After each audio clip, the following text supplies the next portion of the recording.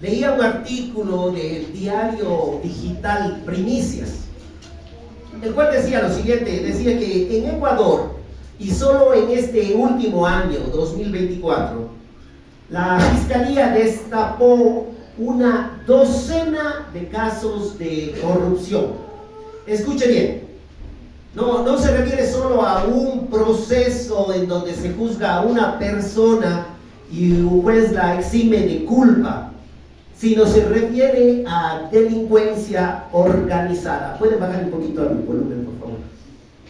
Asociación ilícita, cohecho, lavado de activos, tráfico de influencias y obstrucción a la justicia, donde están involucrados varios jueces, fiscales, abogados, policías, políticos y autoridades en sí de la judicatura.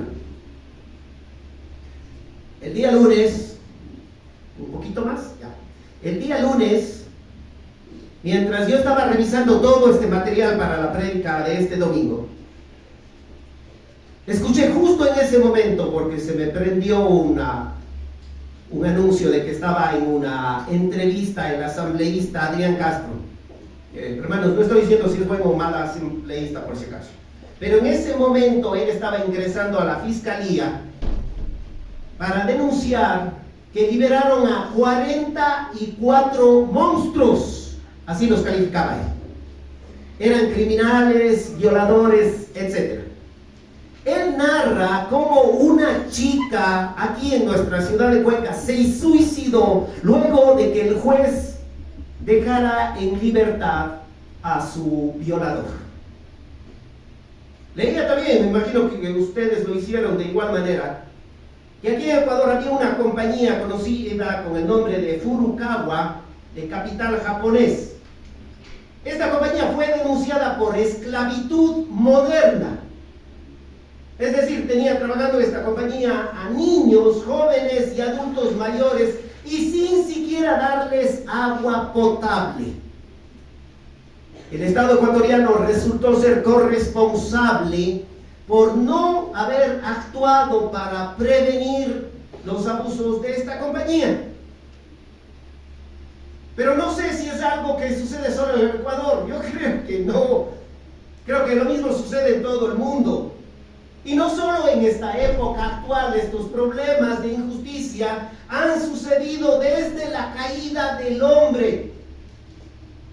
Usted sabe muy bien que el mismo Adán quiso acusar a Dios de ser el culpable, el responsable del pecado de Eva, pues fue Dios el que le dio a Eva como mujer.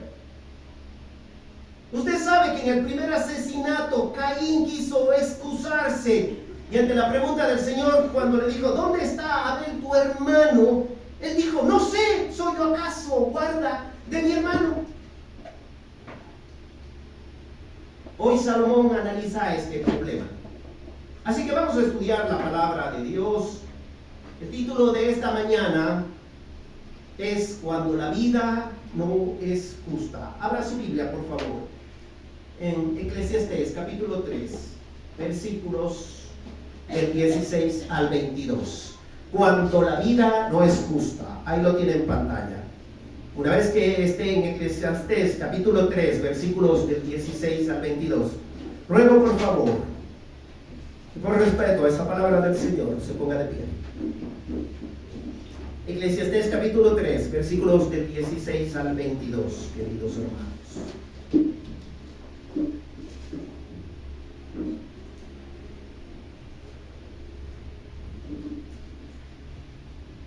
Muy bien, dice así la escritura. Vi más debajo del sol, en lugar del juicio, allí impiedad, y en lugar de la justicia, allí iniquidad. Y dije yo en mi corazón, al justo y al impío juzgará Dios, porque allí hay un tiempo para todo lo que se quiere y para todo lo que se hace. Dije en mi corazón, es así por causa de los hijos de los hombres, para que Dios los pruebe y para que vean que ellos mismos son semejantes a las bestias. Porque porque lo que le sucede a los hijos de los hombres y lo que sucede a las bestias, un mismo suceso es. Como mueren los unos, así mueren los otros. Y una misma respiración tienen todos. Ni tiene más el hombre que la bestia, porque todo es vanidad. Todo va a un mismo lugar. Todo es hecho del polvo y todo volverá al mismo polvo. ¿Quién sabe que el espíritu de los hijos de los hombres sube arriba y que el espíritu del animal desciende abajo a la tierra? Así pues he visto que no hay cosa mejor para el hombre que alegrarse en su trabajo, porque esta es su parte. Porque ¿quién lo llevará para que vea lo que ha de ser después de él? Tu palabra, Señor, con enseñanza para cada uno de nosotros. Yo te ruego, Santo Espíritu, haznos entender lo que quieres para nuestras vidas. Si hay aquí en este lugar tristeza, angustia, problemas, dificultades, ira, enojo por la injusticia de este mundo, tú guíanos a entender lo que quieres decirnos hoy. Te pido por mi Señor, Santo Espíritu, glorifica tu nombre. En el nombre de Jesús oramos. Amén. Tomen asiento, por favor, queridos hermanos.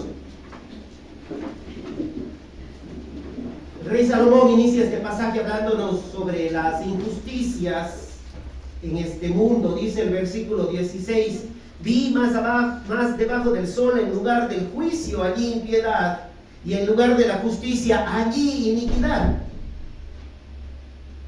Si usted quiere encontrar justicia en este mundo, así los políticos se maten diciendo que cuando ellos lleguen a gobernar van a ser justos, pues no, van a tener que esperar al gobierno teocrático de nuestro Señor Jesucristo para hallar total justicia. Porque en esta tierra la corrupción es tal que, sin generalizar, es decir, sin decir que todos los jueces, fiscales, abogados, policías son corruptos, porque no todos lo son. Pero en todas las ciudades, en todos los países del mundo vamos a encontrar corrupción, iniquidad e injusticia. Mire usted cómo lo plantea Salomón en este pasaje. Él inicia nuevamente con esa expresión: vi debajo del sol. ¿Qué quiere decir? Yo vi en esta vida, al mirar en esta vida, observé que en lugar de juicio, allí impiedad, y en lugar de la justicia, allí iniquidad. O como lo presenta la NBI, ahí lo tiene en la pantalla. He visto algo más en esta vida. Maldad donde se dictan las sentencias y maldad donde se imparte la justicia. Es importante hablar de justicia, sí, hermanos. Escuchen lo que dice el comentario bíblico Mundo Hispano. Dice: ¿qué hace imposible gozar lo que Dios ha concedido como don al hombre para su felicidad? Dos cosas, dice el sabio, dice este comentario: las injusticias de la vida y la muerte. Pero mire el razonamiento de Salomón. En lugar de juicio, dice Salomón, en lugar de una sentencia con equidad, ¿qué existe? Impiedad. Eso es maldad. Y en lugar de justicia, es decir, de derecho, de rectitud, ¿qué hay? Iniquidad. ¿Y sabe qué? Salomón sí podía hablarnos de justicia. Él sí podía ponerse a escribir sobre justicia, porque Salomón fue un rey justo, muy sabio. ¿Quién no ha escuchado de aquel famoso juicio de Salomón, cuando se presentaron aquellas dos mujeres? Las dos decían que el recién nacido era hijo de ellas. La situación para el rey Salomón era grave, queridos hermanos. ¿Saben por qué? Porque las dos mujeres eran rameras, es decir, eran prostitutas. La Biblia lo dice así. ¿Con qué objetivo? Para mostrarnos que su ética y su moral no era nada buena. O sea, las dos podían estar mintiendo. El niño solo tenía 3 días de nacido, así que no podía haberse el parecido con ninguna de las madres. No había prueba de ADN. Así que era compleja la situación del rey Salomón, porque las dos decían: ese niño que está vivo es mío. Porque una de ellas, durmiendo, había aplastado al niño y lo había matado. Así que Salomón la tenía difícil, queridos hermanos. ¿Cuál fue el juicio de Salomón? Tomen al niño y pártanlo en la mitad y entréguenle la una mitad a la una y la otra mitad a la otra. La verdadera madre se conmovió, hermanos, en sus centrales, y dijo: no hagan eso, denle a ella el niño. Y mientras la otra decía: sí, me parece justo, ni para ti ni para mí, que lo partan en dos. ¿Cuál fue la conclusión de Salomón? Denle al niño a ella, ella es la verdadera madre, la que dijo: denle al niño a la otra. Fue tal el juicio de Salomón ante todo el pueblo que primero de Reyes, capítulo 3, versículo 28, lo tiene en pantalla, dice: y todo Israel oyó aquel juicio que había dado el rey, y temieron al rey porque vieron que había en él sabiduría. Escuche usted bien, de Dios, ¿para qué? Para juzgar. Y me encanta esa palabra hebrea, juzgar, asá. Allí está traducida por juzgar, pero es muy amplia, queridos hermanos. Esa palabra significa actuar, significa administrar, significa obrar, significa ordenar. Y Dios le dio sabiduría a Salomón para hacer todo eso, para administrar, para actuar, para obrar, para ordenar. Y yo sé que muchos de nosotros hasta nos sentimos impotentes porque vemos la corrupción, vemos la maldad en el ámbito legal. Escuchamos aquí en nuestro país los casos: purga, plaga, metástasis, millones de dólares robados. ¿Y qué hacemos? Nos sentimos enojados, impotentes. Y algunos de nosotros hasta nos atrevemos a decir: si yo fuera el juez en este país, si esos hombres estuvieran en mis manos, cadena perpetua a todos estos pillos y que no salgan hasta que paguen el último centavo con intereses, y a los violadores y asesinos, pena de muerte. ¿O no? Sí pensamos así algunos. Pero tenemos un problema, que solo miramos para afuera. Y nosotros mismos, queridos hermanos, nosotros sí somos justos. Le hago una promesa a los papás. ¿Qué hay de aquellas promesas que les hicieron a sus hijos y que jamás la cumplieron? Eso no es ser injusto. A veces hasta los hijos dicen: no, es que no es justo. ¿Y saben cuál es alguna de las respuestas de los papás? La vida no es justa, hijo. Como que dice: sí, tienes razón, no es justo.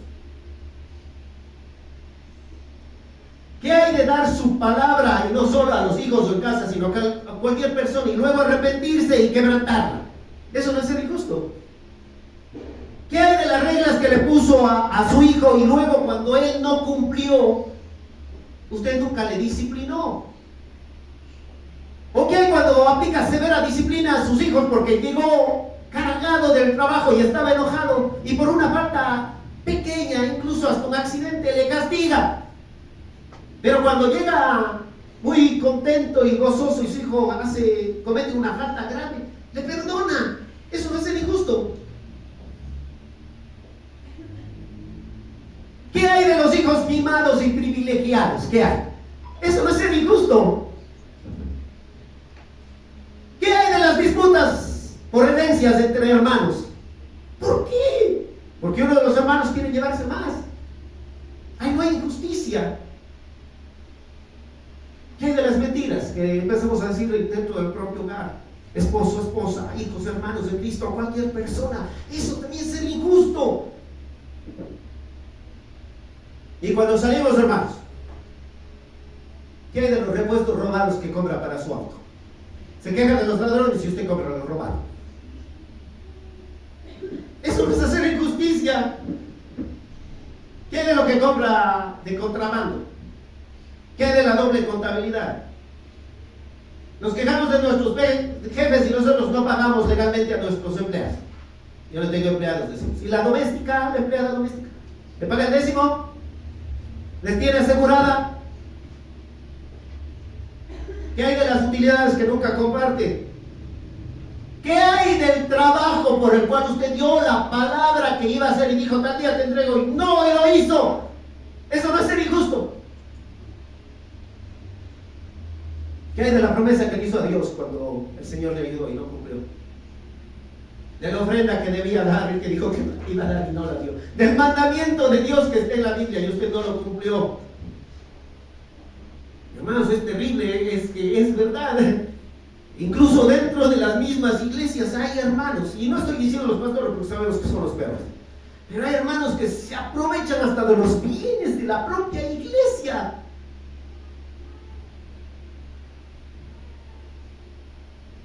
Todo esto que hemos mencionado no cae dentro del grupo que Salomón llama y dice: vi debajo del sol, en lugar de juicio hay impiedad y en lugar de justicia hay iniquidad. O en el lugar donde más justicia debería de haber, allí hay impiedad y maldad. ¿Dónde debería de haber más justicia, hermanos? En la iglesia, ¿o no? Es que a veces no entendemos que la injusticia está en nuestros corazones, muy metida dentro, hermanos. Y si entendiéramos aquello, que la injusticia está tan adentro, no andaríamos diciendo y preguntando ¿por qué Dios permite cosas malas? Y eso nosotros decimos: ¿por qué Dios permite cosas malas? Y nosotros hacemos cosas terribles. Si el Señor aplicaría su juicio directo de que la paga del pecado es muerte y nos diera la muerte inmediatamente, no la muerte espiritual, sino la muerte física, todos estuviéramos muertos, ¿o no? ¿Es difícil ser justos en esta vida? Sí, claro que es difícil, pero es imposible. No, si hay cómo. A mí me encanta, me fascina cómo inicia el libro de Proverbios, aquel libro sapiencial. Es precioso, hermanos, cómo inicia. Dice Proverbios capítulo 1, versículos del 1 al 3, ahí lo tiene en pantalla. Los proverbios de Salomón, hijo de David, rey de Israel, para entender, ¿qué dice? Sabiduría y doctrina, para conocer razones prudentes, para recibir el consejo de prudencia, ¿de qué más? Justicia, juicio y equidad. Salomón plantea los objetivos que usted va a obtener si estudia y practica este libro. Y dice el versículo 7, el principio. ¿En dónde comienza la sabiduría? ¿En dónde? En el temor de Jehová. Los insensatos, los necios, los tontos desprecian la sabiduría y la enseñanza. Y si quiere aprender a ser justo en esta vida, mire nuevamente la conclusión del libro de Eclesiastés. Salomón dice: el fin de todo discurso oído es este: teme a Dios y guarda sus mandamientos, porque este es el todo del hombre. ¿Se da cuenta? El versículo anterior dice: el principio de la sabiduría es el temor de Jehová, y este dice: el fin de todo es teme a Dios. Si queremos aprender a ser justos, juiciosos y equitativos, ¿en dónde empieza? Con el temor de Jehová. ¿Y en dónde termina? En el temor de Jehová. Ahí termina todo, hermanos. Ahora preste atención. Este micrófono que está haciendo mi tropiezo hoy día. Vamos al siguiente punto. Salomón, al mirar tanta injusticia y en todos los ámbitos de la vida, reflexiona y dice el versículo 17: y dije yo en mi corazón, al justo y al impío lo juzgará Dios, porque allí hay un tiempo para todo lo que se quiere y para todo lo que se hace. Voy a empezar por la segunda parte de este versículo. Yo les he dicho, hermanos, yo no sé el resto de predicadores, pero cuando yo me pongo a estudiar, hay veces, hay pasajes que no quiero predicar.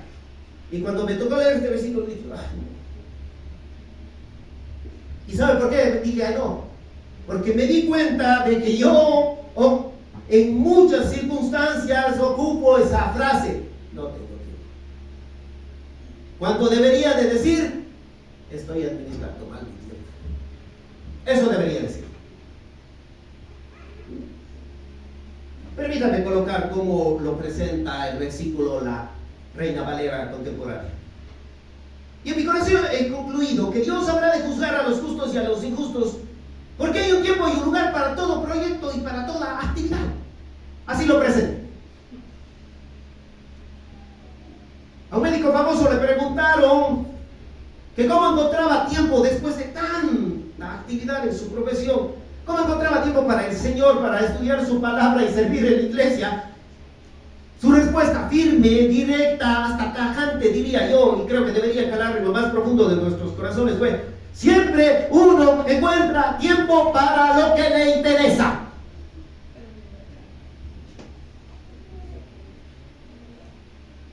Procrastinación, prioridades alteradas,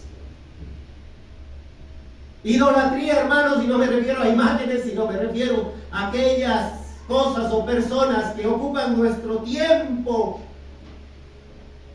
amistades, trabajos, deporte o simplemente ocio, distracción. Ya lo hemos mencionado eso muy a menudo. Hace que no vivamos el sabio consejo de Salomón: hay un tiempo y un lugar para todo proyecto y para toda actividad. ¿Y sabe cuál es el problema?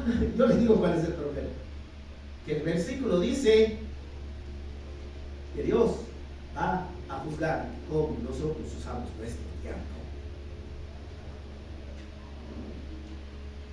Porque somos malos administradores de nuestro tiempo. ¿Y sabe por qué somos malos administradores de nuestro tiempo? Salomón dice: es por pura vanidad. Es por vanidad. Porque usamos muchísimo de nuestro tiempo en cosas vanas, vacías, huecas, que no tienen nada de valor eterno, que no reciben recompensa celestial, sino en temas que van a desaparecer, e incluso en hacer maldad e injusticia. Ustedes han hecho la pregunta: ¿por qué Dios permite tanta injusticia? Salomón le responde, mira al comienzo del versículo 17: y dije yo en mi corazón que a justo y al impío juzgará a Dios. Todos tienen su tiempo, queridos hermanos. Todos tienen su tiempo. Miren cómo lo pone la Reina Valera contemporánea. Y en mi corazón he concluido que Dios habrá de juzgar a los justos y a los injustos. Nadie se libra del justo juicio de Dios. Nadie se libra del justo juicio de Dios. No hay nada oculto que no haya de salir a la luz. Nada, no hay nada oculto que no haya de salir a la luz. Así que es mejor vivir haciendo justicia y no impiedad, aprovechando bien el tiempo, porque los días son malos, dice Pablo.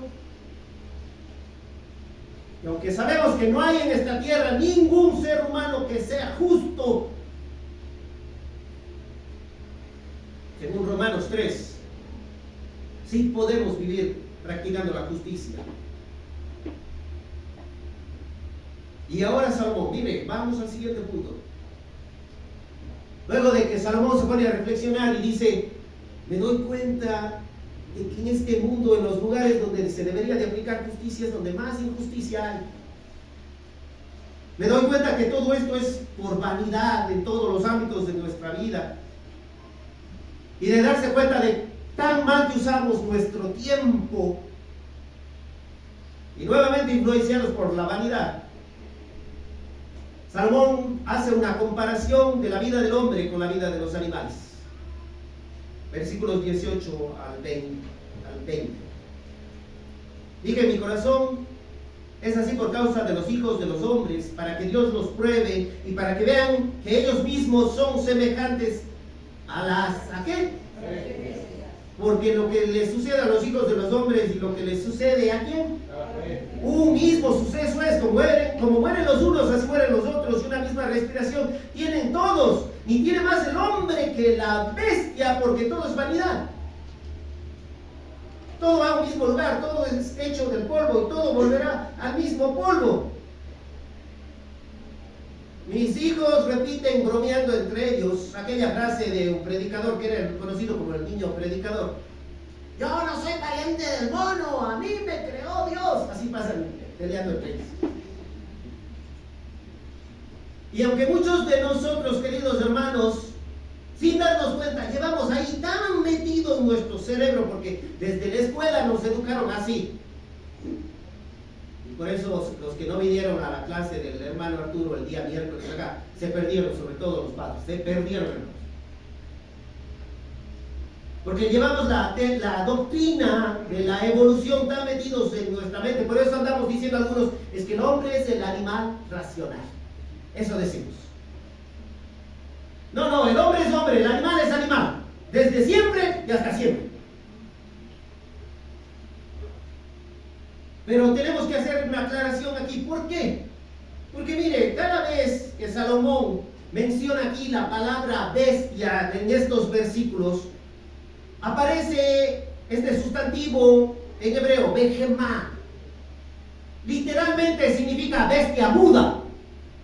Cuando el Señor se refiere a los animales, en este pasaje se refiere a bestia muda, a cuadrúpedos. Si aún usted piensa que el hombre es un animal, aunque a veces sí nos parecemos, o somos peores que ellos, permítame solo mostrarle dos pasajes. Génesis 1, 24 y 25 dice: luego dijo Dios, produzca la tierra seres vivientes según su género, bestias y serpientes y animales de la tierra según su especie. Y fue así. E hizo Dios, ¿a quién hizo? Animales. A los animales, hermanos, de la tierra según su género. Y dice Génesis 1, 26 y 27, entonces dijo Dios, hagamos ¿qué? Al hombre a nuestra imagen, conforme a nuestra semejanza, y señoree en los peces del mar, en las aves de los cielos, en las bestias, en toda la tierra, y en todo animal que se arrastra sobre la tierra. Y creó Dios al hombre a su imagen, a imagen de Dios lo creó, varón y hembra los creó. A imagen de Dios fue hecho el hombre, y el hombre le puso Dios para señorear sobre los animales. Ahora hay personas que te dejan señorear de sus animales. Si la mascota le dice para, él para. Si la mascota le rasguña, él, ay, ya, perdón. ¿Sí sabe que Eva hizo eso? Eva tenía que mandarle a la serpiente y la serpiente le mandó a Eva. ¿Se dio cuenta? El animal no fue hecho a imagen de Dios, hermanos, el hombre sí. El hombre tiene intelecto superior, abstracto, es decir, puede agrupar las ideas en su mente, puede agrupar los conceptos, imágenes y objetos que le permiten tener todos sus conocimientos. Pero Salomón aquí hace una comparación del hombre con el animal que es muy válida. ¿Pero en qué se basa esa comparación? En la vida y en la muerte. Salomón dice, los dos viven y los dos van a morir. A eso se refiere Salomón. Nosotros sabemos lo que la Escritura dice. Mire, Salmos 8:5 dice, le has hecho al hombre como nos hizo. Poco menor que los ángeles, aunque algunos andan diciendo que son ángeles.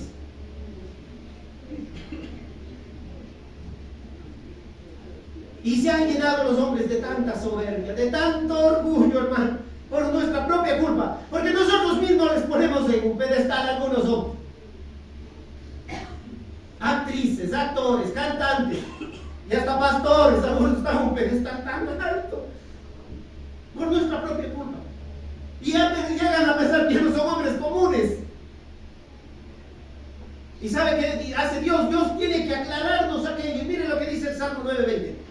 Pongo Jehová temor en ellos, conozcan las naciones que no son ¿qué? Sino hombres. Seguirás siendo siempre hombre, no eres Dios. Por más chiquito Dios que te creas, no eres Dios chiquito. Eres hombre. Fuiste hecho menos que los ángeles, sí, pero eres hombre. Pero como no mismo entendemos, Salomón dice, eres tan vanidoso que para que te purifiques, Dios te va a probar. Y como no entiendes aquello, te voy a decir, eres semejante a las bestias. Porque la bestia también muere. Mira el salmista, Salmo 49, 10 a 12 en la NBI.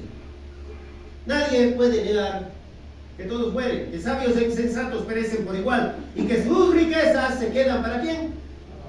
Aunque tuvieras tierras a su nombre, sus tumbas serán su hogar eterno, su morada por todas las generaciones. A pesar de sus riquezas no perduran los mortales, al igual que las bestias perecen. Y el Salmo 49, 12 en la Reina Valera dice, mas el hombre no permanece en honra, es semejante a la bestia que perece. Y Eclesiastés 3:18 nos está diciendo en su parte B, ellos mismos son semejantes a las bestias. ¿Por qué? Salomón dice en el versículo 19-20, Porque lo que sucede a los hijos de los hombres y lo que sucede a las bestias, un mismo suceso es. Como mueren los unos, así mueren los otros. Una misma respiración tienen todos, ni más el hombre que la bestia. Porque todo es vanidad. Todo va al mismo lugar, todo es hecho del polvo y todo volverá al mismo polvo. ¿Estamos entendiendo, queridos hermanos? Miren, por favor, no pierda el contexto. El Señor no está diciendo que no hay resurrección de muertos. El hermano Pedro ya nos explicó la semana anterior que Dios puso eternidad en el corazón del hombre, o anhelo por las cosas eternas. Cuando el versículo 20 se refiere a un mismo suceso, le sucede a los dos, se refiere a la muerte física. El animal y el hombre tienen vida y a los dos les espera la muerte. Y está repitiendo lo que dice Génesis 3:19. Con el sudor de tu rostro comerás el pan hasta que vuelvas a la tierra, porque de ella fuiste tomado, pues polvo eres y al polvo volverás. Todos merecemos la muerte por nuestras injusticias. Y aunque los animales no hacen juicios morales como nosotros, el Señor dice en ocasiones hay que tratarles como animales. Porque no entienden. Y versículo 21. ¿Quién sabe que el espíritu de los hijos de los hombres sube arriba y que el espíritu del animal desciende abajo a la tierra? La respuesta a esta pregunta es sencilla. ¿Quién sabe? Nadie. No hay testimonio creíble de alguien que fue a la muerte y vino y nos contó, aunque por ahí hay muchos que dicen que han experimentado aquello, y las personas que escriben esos libros venden muchísimo. Salomón dice, no hay nadie que pueda venir a decirnos qué sucede después de la muerte. No hay nadie. Salomón no está diciendo que el hombre no puede ir a la presencia de Dios, porque él mismo en Eclesiastés 12:7 dice, y el polvo vuelve a la tierra como era, y el espíritu, ¿a dónde vuelve? A Dios te dio. Salomón tampoco estaba preguntando si el perrito se irá al cielo y la serpiente irá al infierno. Solo está diciendo, no, nadie sabemos qué va a pasar con los animales después de la muerte. No sabemos. Recuerde usted, porque es importante en este momento mencionar de que la Biblia habla todo el tiempo sobre la resurrección. Jesucristo dijo en Mateo 22:31-32 respecto a la resurrección de los muertos. ¿No habéis leído lo que os fue dicho que Dios, por Dios, cuando dijo, yo soy el Dios de Abraham, el Dios de Isaac y el Dios de Jacob? Dios no es Dios de muertos, sino de vivos. Esto les dijo a los saduceos, que creían que una vez muertos todos se extinguían. No, si hay vida después. Lo único que Salomón está diciendo, dejen de ser vanidosos, injustos, porque van a morir y no saben qué les va a pasar después.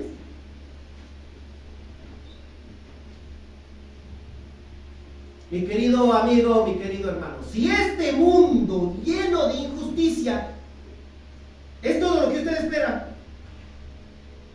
no va a existir nada, ni ahora ni después, que lo llene, que lo complazca, nada. Y si usted tiene puesta su esperanza en este mundo, ¿sabe cómo va a vivir? De decepción tras decepción, de desilusión tras desilusión. Mañana va a estar decepcionado de su trabajo, va a estar decepcionado del carro que compró, va a estar decepcionado de su casa, de su esposa, de sus hijos, de su salud, del poco dinero, y así se va a acabar la vida. Decepcionado de todo. ¿Cuál es el consejo de Salomón si usted está viviendo así? Mire el versículo 22. Así pues he visto que no hay cosa, que dice, no hay cosa mejor para el hombre que alegrarse en su trabajo, porque esta es su parte. Porque ¿quién lo llevará para que vea lo que ha de ser después de él? Mi querido amigo, mi querido hermano, hay algo que tiene que cambiar en su vida. Y no tiene que ver con que si se gana la lotería, ahí sí voy a ser feliz. No. Si usted es una persona amargada, será amargado con la lotería o sin la lotería. Solo que ahora es un amargado pobre y después será un amargado rico. Pero amargado. ¿Qué tiene que cambiar, hermanos? nuestra actitud. Eso tiene que cambiar nuestra actitud. Y para ello tienen que tomar decisiones del día de hoy. Usted recuerda al apóstol Pablo escribiéndoles a los Corintios la segunda carta.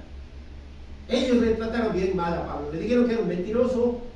Le dijeron que cuando Pablo dice sí es no, porque no hay como creerle nada, que les ofreció ir a visitarles y que nunca llegó el apóstol Pablo, y le dijeron ya no te queremos recibir aquí en nuestra iglesia. La iglesia que el apóstol Pablo fundó. Algún otro hubiera dicho, ay, se quedan estos corintios. Pero ¿sabe qué dijo el apóstol Pablo a los corintios? Mire, segundo a los Corintios 2:1-2. Esto pues, ¿qué dice? Esta fue mi decisión, mis hermanos. Esto determiné para conmigo. Esto yo lo decidí. No ir otra vez a vosotros con tristeza.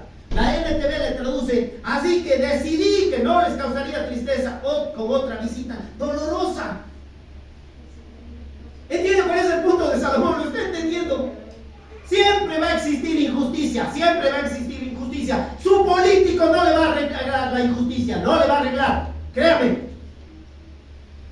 Así que en vez de vivir resentido, disgustado, irritado, lleno de rencor, decida hoy lo que Salomón nos dice en el versículo 22. He visto que no hay cosa mejor para el hombre que alegrarse en su trabajo. Tiene que cambiar su actitud hoy. Tiene que decir, ya determiné, voy a alegrarme con mi trabajo, con lo que tengo.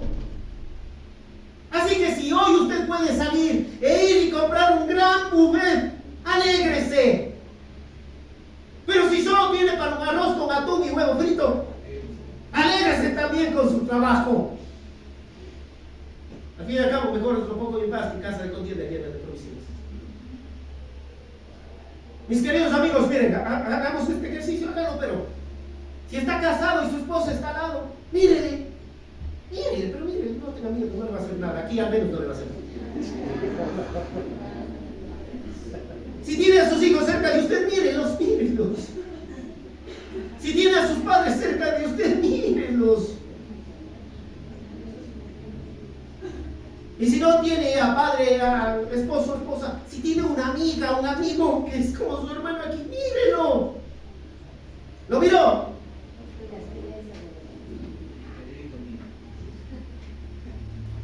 ¿Sabe qué? Usted debería decirle, Señor, hoy me alegro por esa persona porque lo estoy viendo. Y está a mi lado. Y con esa persona hoy me voy a alegrar de mi trabajo. Porque eso es lo mejor que podemos hacer. Amén. Sí, eso es